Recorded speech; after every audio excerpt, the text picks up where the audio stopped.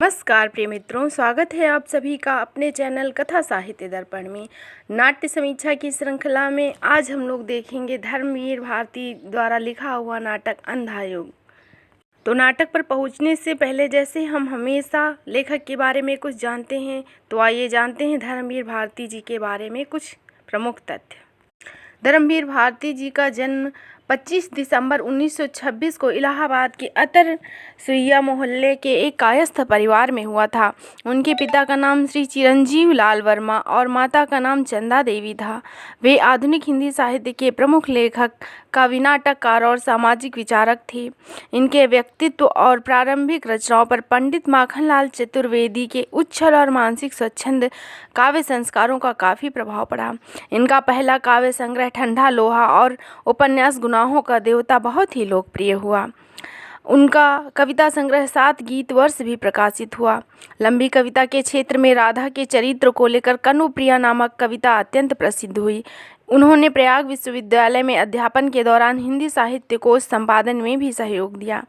धर्मयुग पत्रिका के संपादक भी रहे।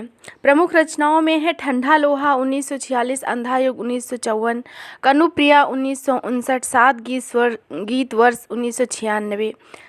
कहानी संग्रह है मुर्दों का गांव, स्वर्ग और पृथ्वी, चांद और टूटते हुए लोग, बंद गली का आखिरी मकान। उपन्यास गुनाहों का देवता, सूरज का 7वां घोड़ा, पहला खत, 11 सपनों का देश। निबंधों में है ठेले पर हिमालय पश्यंती, कहनी अनकहनी। नाटक और एकांकी, नदी प्यासी थी, नीली झील, आवाज़ और आवाज़ की नीलाम। पद्य गीत में अंधा युग 1954 में प्रकाशित हुआ था। सृष्टि का आखिरी आदमी 1968 में। संस्मरण में है कुछ चेहरे व चिंतन। प्रमुख बिंदुओं में हम देखते हैं धर्मवीर भारती का काव्य नाटक अंधा युग भारतीय रंगमंच का एक महत्वपूर्ण नाटक है। धर्मवीर भारती द्वितीय शतक के कवि थे। अंधा युग नाटक का रचना काल 1954 है। यह 5 अंकों का गीत नाट्य है। अंधा युग पहली बार प्रसारित हुआ था आकाशवाणी पर। यह नाटक वक्ता और श्रोता की कथा शैली में लिखा गया है। जयशंकर प्रसाद जी का नाटक करुणालय, धर्मवीर भारती जी का अंधा युग और नीली झील ये बहुत ही लोकप्रिय गीत नाट्य रहे हैं। इस नाटक की कथानक महाभारत से लिया गया है। महाभारत में 18 पर्व और 100 उप पर्व हैं। इसमें पहला पर्व आदि पर्व और 18वां पर्व स्वर्गारोहण पर्व है। इस नाटक में महाभारत के 18वें दिन की संध्या से लेकर प्रभास तीर्थ में भगवान श्री कृष्ण की मृत्यु के समय तक का वर्णन है। आइए जानते हैं इस नाटक के उद्देश्य के बारे में। नाटक में धर्मवीर भारती जी ने पौराणिक कथा के माध्यम से आधुनिक भावबोध का रूपांतरण किया। आज के विघटित मानव मूल्यों की समस्या को नाटक में प्रमुखता से स्थान दिया गया है। नाटककार ने विश्व युद्ध की समस्या और उसके विध्वंसकारी परिणाम, भाई भतीजावाद, धर्म अधर्म, आदर्श यथार्थ आदि जीवन सत्यों को मुखरित किया है। नाटक के आरंभ में ही धर्मवीर भारती जी ने स्वयं कहा है, युद्धोपरांत यह अंधा युग अवतरित हुआ जिसमें स्थितियां, मनोवृत्तियां, आत्माएं सब विकृत हैं। एक बहुत पतली डोर मर्यादा की, वह भी उलझी है दोनों ही पक्षों में। सिर्फ कृष्ण में साहस है सुलझाने का, वह भविष्य का रक्षक है, वह अनासक्त है, पर शेष अधिकतर हैं अंधे, पथभ्रष्ट, आत्मारा विगलित, अपने अंदर की अंध गुफाओं के वासी। यह कथा उन्हीं अंधों की है, यह कथा ज्योति की है अंधों के माध्यम से। डॉक्टर नगेंद्र जी ने हिंदी साहित्य के इतिहास में लिखा है, इस कथा को चुनने का मूल प्रयोजन युद्धजन्य वर्तमान कालीनता को प्रासंगिकता देना है, किंतु इसकी उपलब्धि केवल वर्तमानता के कारण ही नहीं, बल्कि जब जब युद्ध होगा ऐसा ही अवसादपूर्ण स्थितियाँ उत्पन्न हो जाएंगी।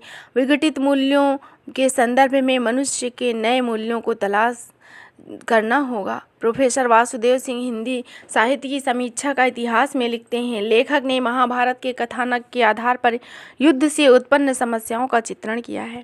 डॉक्टर नगेंद्र भी लिखते हैं, अंधा युग एक सशक्त आधुनिक त्रासदी है और प्रभु की मृत्यु के बाद तो त्रासद परिवेश और गहरा हो जाता है। वस्तुतः यह नाटकों का नाटक है, संघर्ष का नहीं। अंधा युग नाटक में कथा वस्तु 5 भागों में विभाजित है और रचित कृति 8 भागों में, जिसके बीच में अंतराल भी है। अंकों का विवरण और स्थान, आइए जानते हैं किस प्रकार से इसके अंकों का विवरण है। इस नाटक में 5 अंक और 8 भाग हैं। स्थापना, अंतराल और समापन ये तीनों अंक नहीं हैं। प्रथम स्थापना अंधा युग। द्वितीय अंक कौरव नगरी, दूसरा अंक पशु का उदय, तीसरा अंक अश्वत्थामा का अर्ध सत्य, पांचवा अंतराल है पंख, पहिया और पट्टियाँ, चौथा अंक गांधारी का श्राप, पंचम अंक विजय एक क्रमिक आत्महत्या, आठवां समापन है जो प्रभु की मृत्यु से समाप्त होता है। आइए देखते हैं इस नाटक के प्रमुख पात्रों के बारे में। इस नाटक यानी अंधा युग में कुल 16 पात्र हैं, जिसमें 15 पुरुष और 1 स्त्री पात्र है। प्रथम पात्र है अश्वत्थामा, गुरु द्रोणाचार्य का पुत्र, दुर्योधन का मित्र, कृष्ण से शत्रुता का संबंध। कृष्ण पौराणिक कथा से भिन्न मानवीय रूप में चित्रित नाटक का केंद्रीय नायक। गांधारी धृतराष्ट्र की पत्नी और कौरवों की माता। धृतराष्ट्र जन्म से अंधे हैं, पुत्र मोह के कारण सत्या को अविवेकी पुत्र को सौंपना चाहते हैं। एक पुत्र मोह में अंधा पिता। कृतवर्मा युद्ध के बाद भी जीवित रहते हैं, कौरवों की तरफ से लड़ने वाला एक महारथी। संजय व्यास की दिव्य दृष्टि प्राप्त कर महाभारत युद्ध का आंखों देखा वृत्तांत धृतराष्ट्र को सुनाते हैं। वृद्ध याचक काल्पनिक पात्र है, कौरव की विजय की भविष्यवाणी करना, कृष्ण के आने के कारण भविष्यवाणी का झूठा हो जाना, अश्वत्थामा द्वारा मृत्यु प्राप्त होना। प्रहरी एक काल्पनिक पात्र, प्रहरी 2 भी काल्पनिक पात्र। व्यास मुनिवर जिन्होंने संजय को दिव्य दृष्टि प्रदान की। विदुर गांधीवादी पात्र, कृष्ण भक्त कुशल राजनीतिज्ञ। युधिष्ठिर पांडवों के सबसे बड़े भ्राता, धर्मराज के नाम से जाना जाता है इनको। कृपाचार्य राजगुरु। युयुत्सु धृतराष्ट्र का अंतिम पुत्र, जो पांडवों की तरफ से युद्ध करता है और युद्ध में बच जाता है। गूंगा भिखारी एक घायल सिपाही जो युद्ध में बच जाता है और गूंगा हो जाता है। बलराम कृष्ण के बड़े भाई जो कौरवों की तरफ से युद्ध करते हैं। आइए अब देखते हैं नाटक की विषय वस्तु के बारे में। अंधा युग नाटक में धर्मवीर भारती ने पौराणिक कथा के माध्यम से आधुनिक भावबोध को स्थापित किया है। इस नाटक में अमर्यादित और अनैतिक आचरण का विरोध दिखाई देता है। इस संबंध में विदुर ने एक जगह कहा है, विदुर कहते हैं, मर्यादा मत तोड़ो, तोड़ी हुई मर्यादा कुचले हुए अजगर की गुंजालिका में कौरव वंश को लपेटकर सूखी लकड़ी सा तोड़ देगी। इस नाटक में कर्मयोग का संदेश दिखाई देता है। एक वृद्ध याचक कहता है, जब कोई भी मनुष्य अनासक्त होकर चुनौती देता है इतिहास को, उस दिन नक्षत्रों की दिशा बदल जाती है। इस नाटक में युद्ध की विभीषिका का चित्रण दिखाई देता है। इसमें युधिष्ठिर के नज़र में विजय तिल तिल कर फलीभूत होने वाला आत्मघात है। युधिष्ठिर कहते हैं, विजय क्या है? एक लंबा, धीमा और तिल तिल करने के फलीभूत होने वाला आत्मघात है। इस नाटक में मानवीय त्रासदी का वर्णन है। इस नाटक में कहा गया है, उस दिन जो अंधा युग अवतरित हुआ, जग पर बीतता नहीं, रह रह कर दोहराता है। हर क्षण होती है प्रभु की मृत्यु, कहीं न कहीं हर क्षण अंधियारा गहराता है। इस नाटक में युद्ध के उपरांत होने वाले विनाशकारी प्रभाव का भी वर्णन किया गया है। नाटककार कहता है, यह कथा उन्हीं अंधों की है या काष्ठ ज्योति के अंधों के माध्यम से। इस नाटक में कर्म और अस्तित्व के सिद्धांत का समावेश दिखाया गया है। इस नाटक में संजय निष्क्रियता का अनुभव करते हैं, कहते हैं, मैं तो निष्क्रिय होता जाता हूँ, क्रमशः अपने ही अस्तित्व का अर्थ नहीं। प्रथम अंक में देखते हैं कौरव नगरी के बारे में। इस अंक के आरंभ में कथा गायन के रूप में महाभारत के युद्ध में कौरव और पांडवों के द्वारा किए गए अमर्यादित आचरण और व्यवहार का उल्लेख किया गया है। युद्ध के अंतिम दिन और संध्या का समय है। 2 प्रहरी कौरव के महलों में घूमते हुए राज्यनाश और कुलनाश का बोध करते हुए बातचीत कर रहे हैं। अचानक इसमें कुरुक्षेत्र की दिशा में असंख्य उड़ते हुए गिद्धों का समूह दिखाई देता है, जो अपशगुन का सूचक होता है। उसी समय विदुर प्रवेश करते हैं। वे घटनाओं की जानकारी के लिए संजय की प्रतीक्षा करते हैं। विदुर अंतःपुर में गांधारी और धृतराष्ट्र के पास पहुंचकर कौरवों के द्वारा किए गए अमर्यादित और अनैतिक आचरण के लिए धृतराष्ट्र का ध्यान आकृष्ट करते हैं।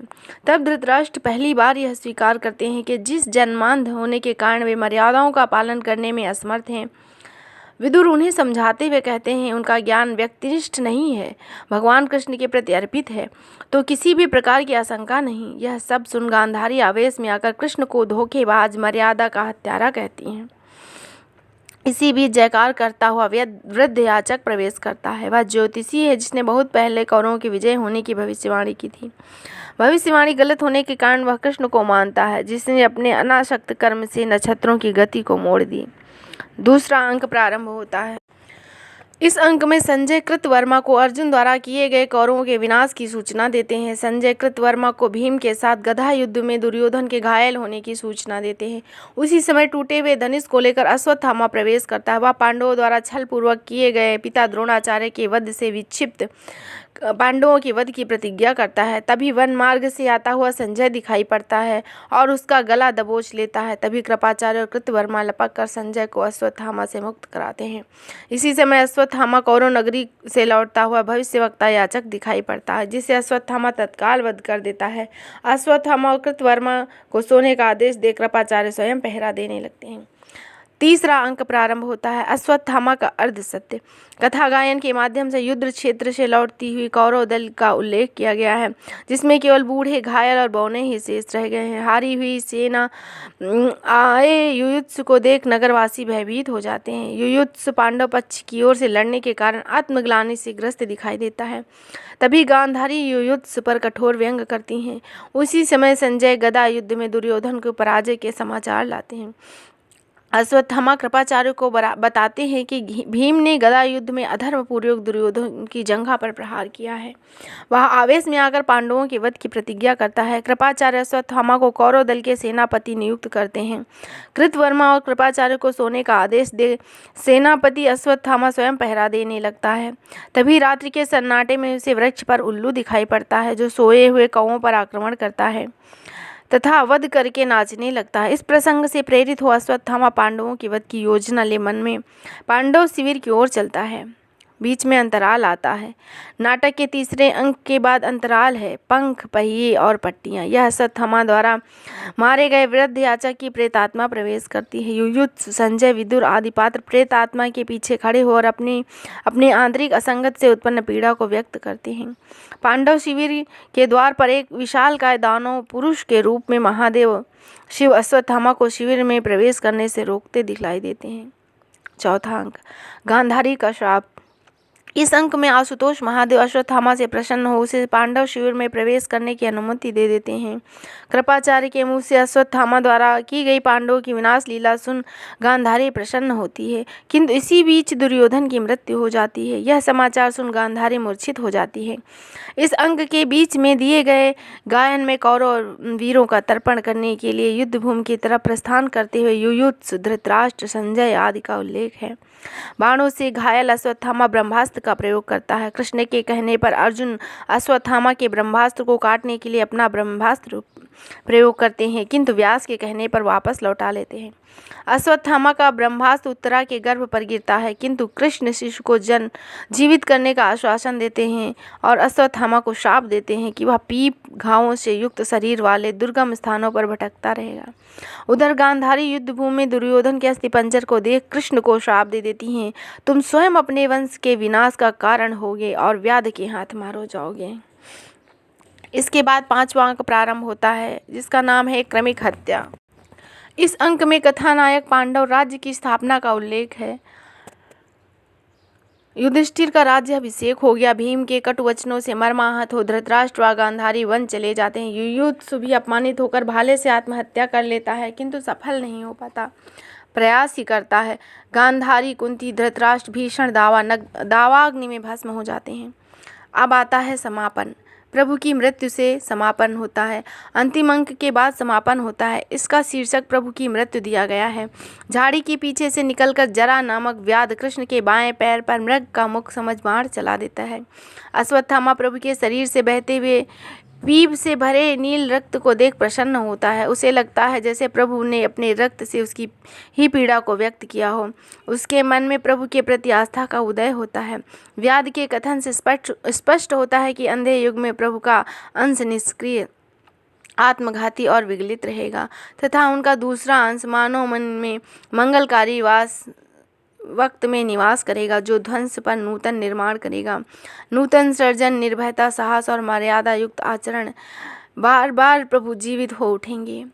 अंधा युग केवल महाभारत की कथा का एकमात्र अंश नहीं है, मानव के अंतर जगत को अभिव्यक्ति देते हुए युद्ध की विभीषिका दिखाने वाली एक मनोरम रचना है। धर्मवीर भारती का काव्य नाटक अंधा युग भारतीय रंगमंच का एक महत्वपूर्ण नाटक है। महाभारत युद्ध के अंतिम दिन पर आधारित यह नाटक 4 दशक से भारत की प्रत्येक भाषा में मंचित हो रहा है।